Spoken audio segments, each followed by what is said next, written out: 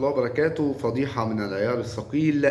زوج يضبط فيديو مصور لزوجته مع أحد أعضاء المسابقات باتحاد الكورة في وقعة زنا، وتقدم الزوج إلى النيابة العامة إلى النائب العام بمحضر بيقدم فيه الفيديو اللي شاف زوجته فيها في وضع الزنا. وزي ما احنا شفنا المحامي بيعرض الأمر على السوشيال ميديا.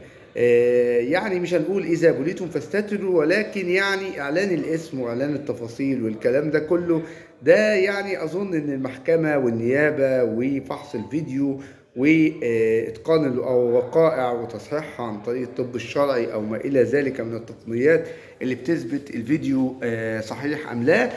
ده وضع أول. والوضع الثاني إن المحامي يعلن الاسم ويؤكد من الموكل بتاعه ان متاكد من الكلام ده سبل من اساليب الشهره اللي بيلتليها دلوقتي عشاق الترند والسوشيال ميديا.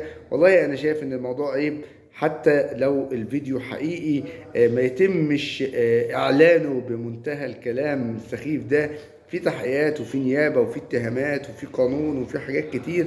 السوشيال ميديا اصبحت ملاذ للجميع، اللي عاوز يتشهر على حساب الآخرين يعملها. أنا نفسي منتقد هذا الفيديو وشايف إنه عيب ولا يصح، لا قيم ولا عادات ولا أسر ولا أي شيء. يعني إذا بليتم فاستتروا، يعني الستر ده حاجة كبيرة وحاجة عظيمة من عند ربنا، ورصيد الستر بيبقى موجود.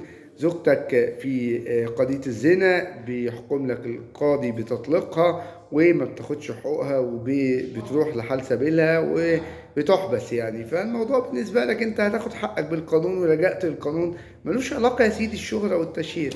ربنا يستر عرض الجميع ويستر ولايانا ولاياكو ويلطف بالحال ويهدي الناس يا رب. السلام عليكم.